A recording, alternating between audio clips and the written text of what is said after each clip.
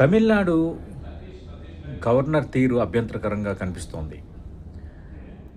Already ఈరోజు కూడా కలిసిన తర్వాత ముందు గ్రీన్ సిగ్నల్ ఇచ్చారన్న వార్తలు వచ్చాయి. కొంత టీవీకే పార్టీకి సంబంధించిన నేతలు కూడా దాన్ని కన్ఫర్మ్ చేశారు. నేను కూడా ఫేస్బుక్లో పెట్టాను, నేను కూడా ఒక వీడియో పెట్టాను. కానీ ఇప్పుడు అందుతున్న లేటెస్ట్ ఇన్ఫర్మేషన్ ప్రకారం మళ్ళీ గవర్నర్ డినై చేశారు. ఇక్కడ మ్యాజిక్ ఫిగర్ 118 బలం చూపిస్తేనే నిన్ను ముఖ్యమంత్రిగా ప్రమాణ స్వీకారం చేయడానికి ఛాన్స్ ఇస్తాను.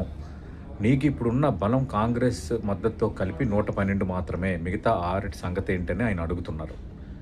కానీ ఇది కొంత అభ్యంతరకరంగా ఉంది. ఎందుకంటే చాలా రాష్ట్రాల్లో సింగిల్ లార్జెస్ట్ పార్టీని ముందు ప్రభుత్వం ఏర్పాటుకు అవకాశం కల్పించి తర్వాత ఫ్లోర్ టెస్ట్ అంటే బల నిరూపణకు ఒక అవకాశం ఇచ్చేవారు. అది చాలా సందర్భాల్లో జరిగింది.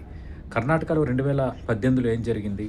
104 స్థానాలు ఉన్న భారతీయ జనతా పార్టీ అతిపెద్ద పార్టీగా అవతరిస్తే యడ్యూరప్ప అక్కడ ముఖ్యమంత్రిగా ప్రమాణ స్వీకారం చేశారు.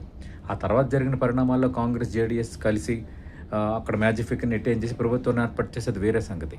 గోవాలో కూడా అలాంటి పరిణామమే చోటు చేసుకుంది. చాలా రాష్ట్రాల్లో జరిగింది.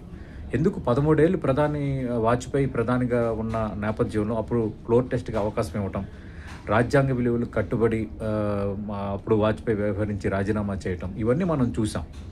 కానీ ఇప్పుడు లేటెస్ట్గా పదే విజయన్ అట్లా ఇన్సిస్ట్ చేయటం అనేది రియల్లీ ఇది ఆహ్వానించదగ్గ పరిణామం కాదు.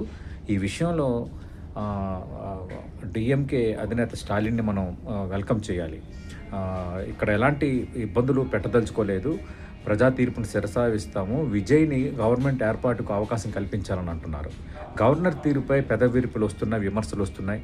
మరి గవర్నర్ ఎలా రెస్పాండ్ అవుతారు, రాష్ట్రపతి ఎలా ఇన్వాల్వ్ అవుతారు, రాష్ట్రపతికి ఫిర్యాదు చేయడానికి కూడా విజయ్ సిద్ధమవుతున్నారు అంటున్నారు. చూడాలి.